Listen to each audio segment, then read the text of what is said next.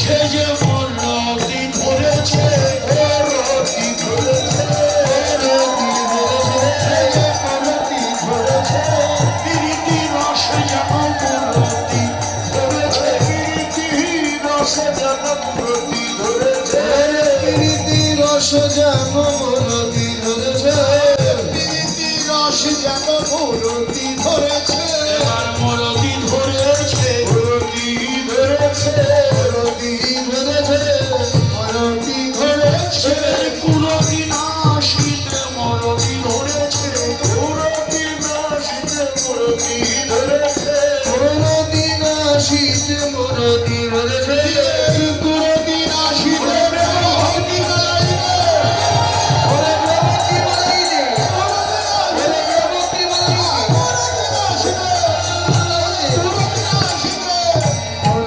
ধরেছে।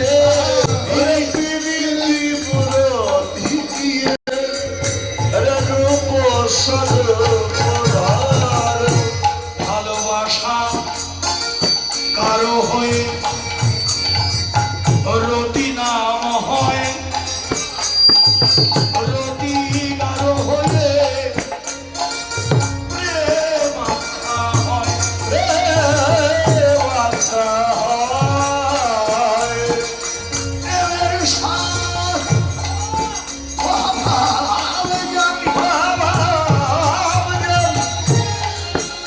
অভাবে মরতি রাধা ঠাকুর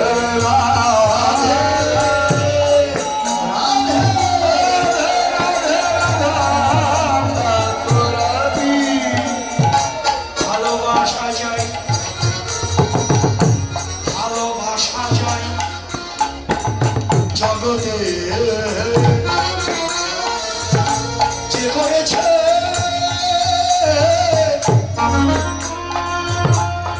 ভালোবাসা জগতে যে করেছে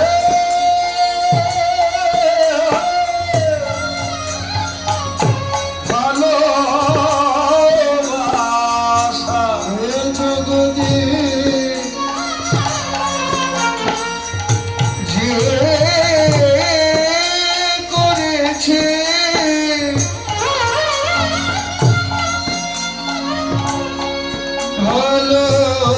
ভালোবাসা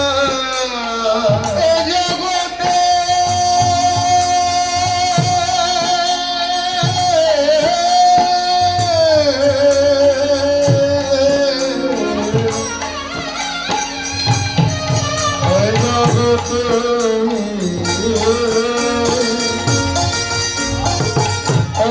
করেছে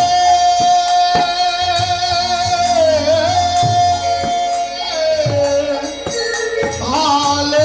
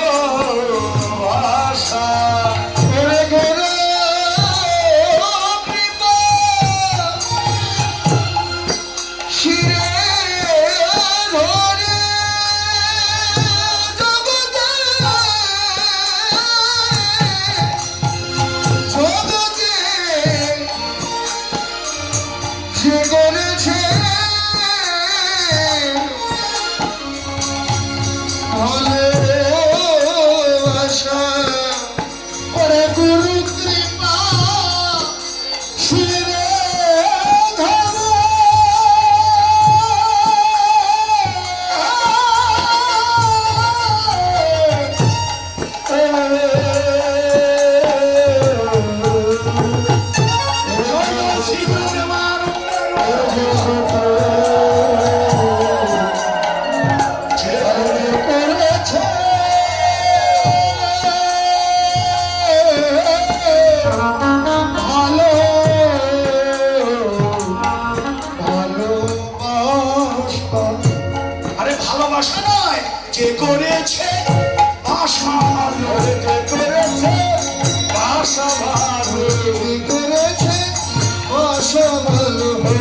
করেছে বাসা ভালো, যার মনের বাসনা ভালো, যার মনের বাসনা ভালো, যার মনের বাসনা ভালো, যার মনের বাসনা ভালো, আমার গৌর হরি তারে বাসে ভালো।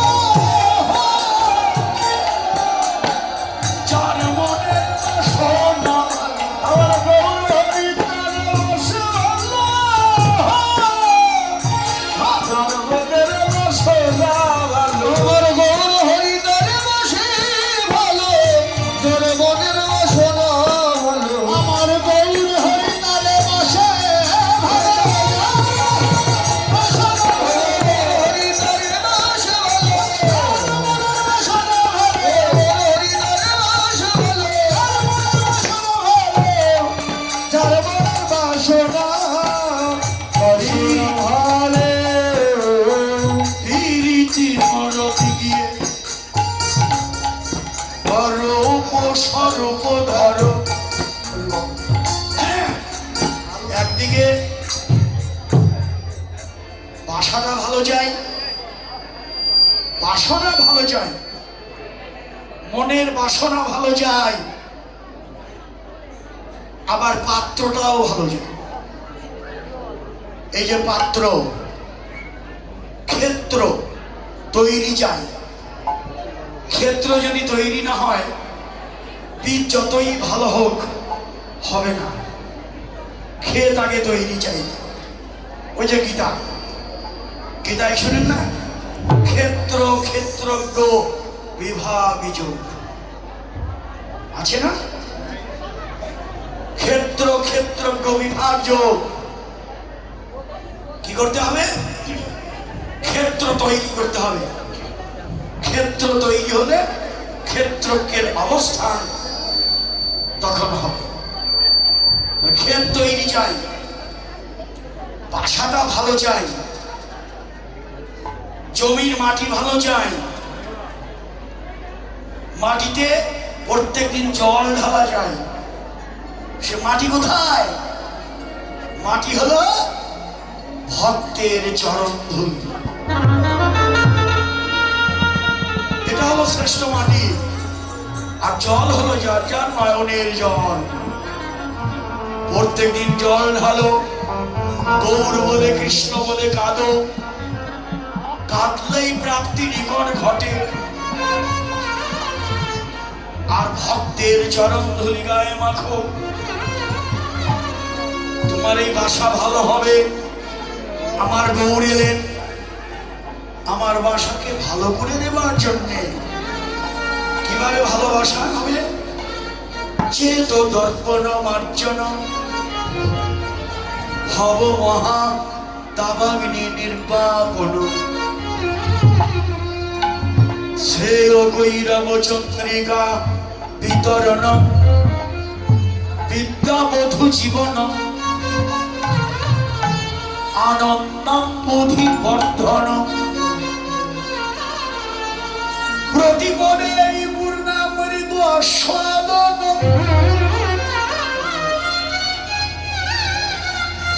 সর্বাত্ম শ্রবণ পরম বিজয়তে শ্রীকৃষ্ণ সংকীর্তন।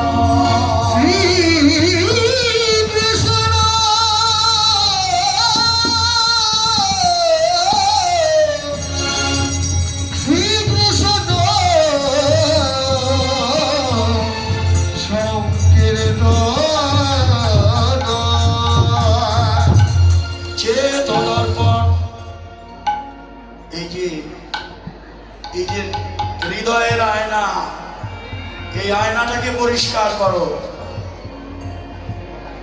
এই ভিতরের আয়নায় ভিতরে যিনি আছেন তার রূপ দেখতে হয়। বাইরের বাজারের আয়নায় বাইরের রূপ দেখি, কিন্তু ভিতরের রূপ দেখতে হলে ভিতরের আয়নার যে কালি তা দূর করতে হবে। কি দিয়ে ভিতরের কালি মুছবো? ভিতরের কালিটা মুছবো কি দিয়ে? মহাপ্রভু বললেন হরিনাম সংকীর্তন, হরিনাম সংকীর্তন, হরিনাম করো, কৃষ্ণ নাম করে করে তোমার ভিতরের ময়লা দূর হবে। যে যত বেশি হরিনাম করবে তার ভিতরের ময়লা তত দূর হবে। হরিনাম করো, কলিজীবের কোনো গতি নাই, পন্থা একমাত্র হরের নাম, হরের নাম, হরের নামইব কেবলম, কলৌ নাস্তেব নাস্তেব গতিরন্যথা।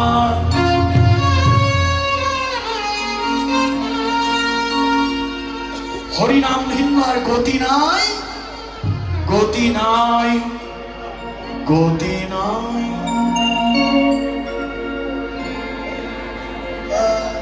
হরিনাম, কৃষ্ণ নামে অপবিত্র দেহ পবিত্র হয়, পাপীর পাপ ক্ষমা হয়। মহাপ্রভু বললেন হরিনাম করো, কৃষ্ণ নাম করো। কিন্তু আমি তো হরিনাম করতে পারি না। নামের প্রতি বিশ্বাস, নাম নামি অভেদ, যেই নাম সেই কৃষ্ণ, ভজ নিষ্ঠা করি, নামেরও সহিত আছে আপনি শ্রীহরি। নাম করো, কৃষ্ণ নাম। নারদ মুনি যখন নামের মহিমা জানতে চাইলেন, নারদ মুনি প্রভুকে নারায়ণ, সর্বক্ষণ শুধু নারায়ণ নারায়ণ।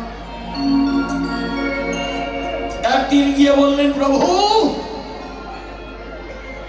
সারা জীবন ভরে তোমার নামই করলাম, নামের মহিমা জানলাম না,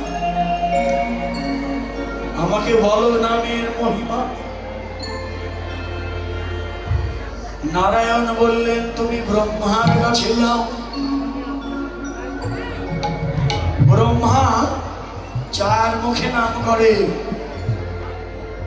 গোষ্ঠলীলায় শুনেছেন কারা কারা এসেছে? ব্রহ্মা এসেছে, দেবরাজ ইন্দ্র এসেছে,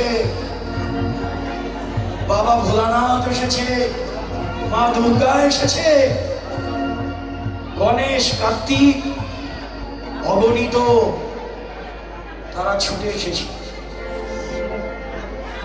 হ্যাঁ, আজকে বলছে তুমি ব্রহ্মার কাছে যাও। চতুর্মুখ ব্রহ্মা, চার মুখে নাম করে, ব্রহ্মার কাছে যাও। ব্রহ্মা তোমাকে নামের মহিমা বলবে। নারদ গেলেন, ব্রহ্মা চার মুখে নাম করো, নামের মহিমা বলো। ব্রহ্মা বললেন, নারদ চার মুখে নাম করে নামের মহিমা আমি কিছুই জানি না, তবে তুমি শিবের কাছে যাও। পঞ্চানন শিব, পাঁচ মুখ, পঞ্চমুখে নাম করে,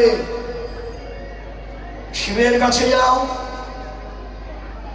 নারদ গেল, হে দেবাদিদেব ভোলানাথ, পাঁচ মুখে নাম করো, নামের মহিমা বলো।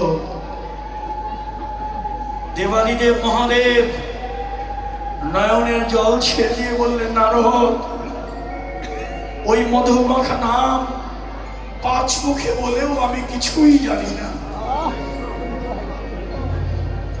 নারদ বলল, বলো কি? ব্রহ্মা জানে না, শিব জানে না? না, যাই, আমার প্রভুর কাছেই যাই। হে প্রভু, ব্রহ্মাও বলল না, শিবও বলল না, নামের মহিমাটা তুমিই বলো প্রভু। এবার নারায়ণ বললেন, নারদ আমি বলবো, নামের মহিমা আমিই বলবো, তার আগে তুমি জমের বাড়ির থেকে ঘুরে এসো, জমালয়ে যাও, জমপুরীতে যাও। নারদ ভাবলেন একই কথা, জমালয় যেখানে পাপীরা থাকে, নরককুণ্ড, পাপীদের নিয়ে যার বাস, সে জমপুরীতে যাব নামের মহিমা শুনতে, একই কথা। নারদ মনে মনে একটু ব্যথা পেলেন। এরপরেও কি করবে, প্রভু আদেশ করেছে, যাই, জমপুরীতেই যাই। নারদ গেলেন জমালয়ে। যমরাজ নারদকে দেখে বললেন, নারদ আমার রাজ্যে পাপীরা ছাড়া কেউ আসে না, তোমার মতো এরকম দেবর্ষি, হ্যাঁ তোমার মতো বৈষ্ণব ভক্ত আমার রাজ্যে কেন এলে তুমি? নারদ বললেন, এলাম তোমার রাজ্যটা আমি একটু ঘুরে দেখব। নারদ যখন জমপুরীতে প্রবেশ করলেন, জমপুরীতে ঢুকেই তো তার একটাই নাম, যখনই মধুমাখা নাম নারদের বদনে উচ্চারিত হলো, ওই জমপুরীতে যত পাপীরা ছিল নারদের বদনের নাম শুনে হরি বল।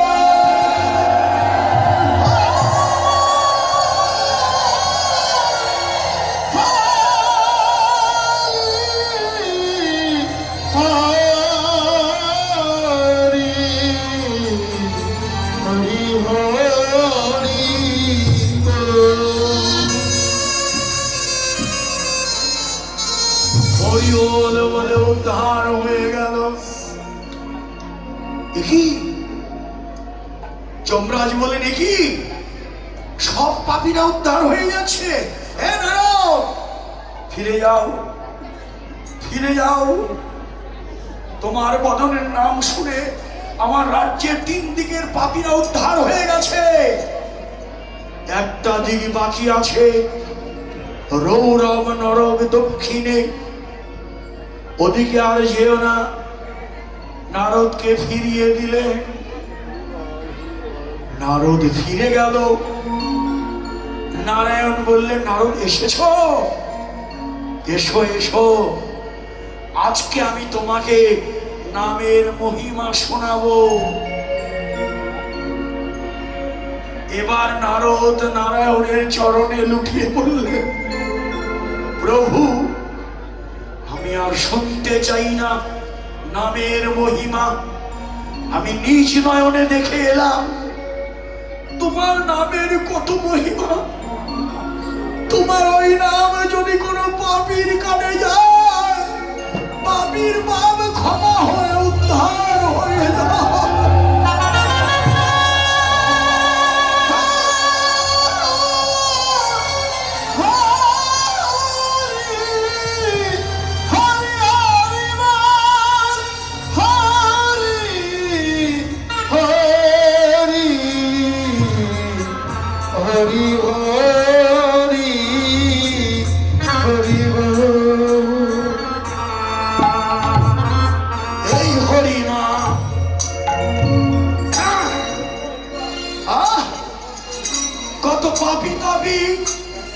উদ্ধার হলো এই হরি নামের গুণে,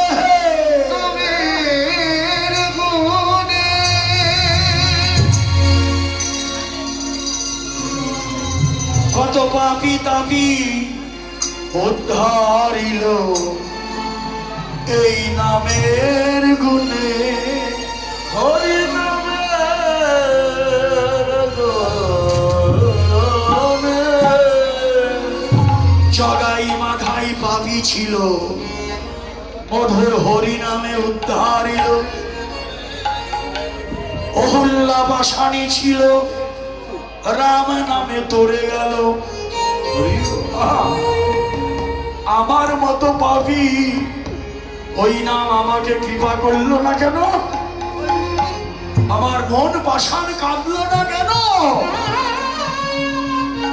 ওই নামে পাষাণ বলে জল হয়ে যায়। আমার মন পাষাণ, মন পাষাণ বলে না রে। পাষাণ পাষাণ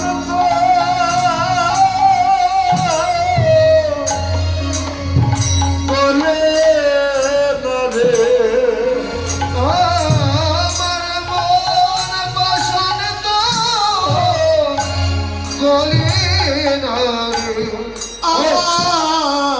মনে পাষাণ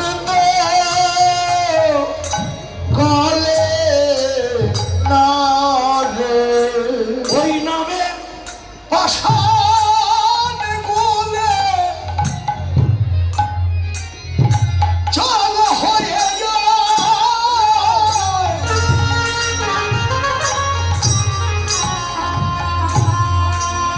আমার মন পাষাণ গলে না রে। ওই নামে পাষাণ গলে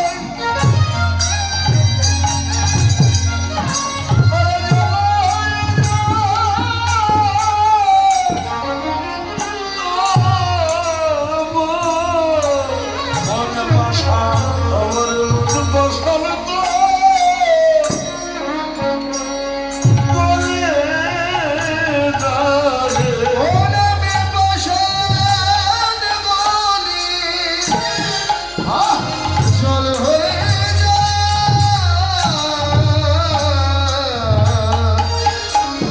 আমার মন পাষাণ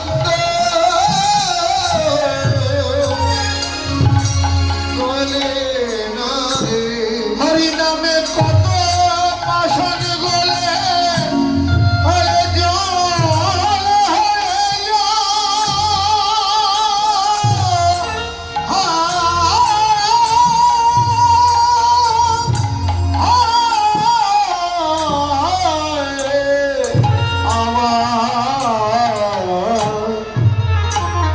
আমার মন পাষাণ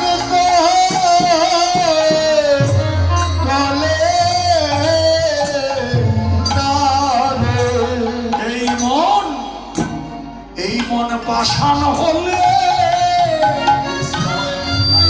যেত বলে। মন পাষাণ হলে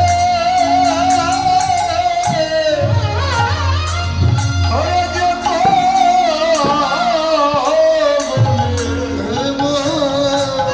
পাষাণ। পাষাণ হলে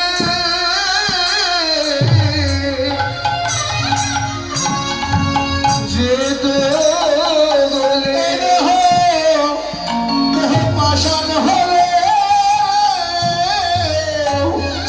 যেত গলে। মন পাষাণ বলে না রে। পাষাণ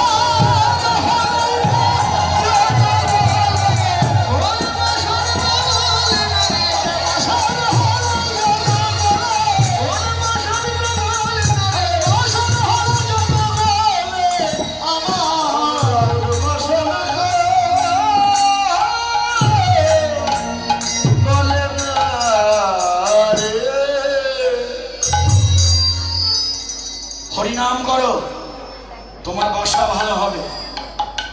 তাই তোর তিনি মূরতি ধরেছেন, আবার স্বরূপ ধরেছেন। রূপ স্বরূপ ধরো, গৌরেবান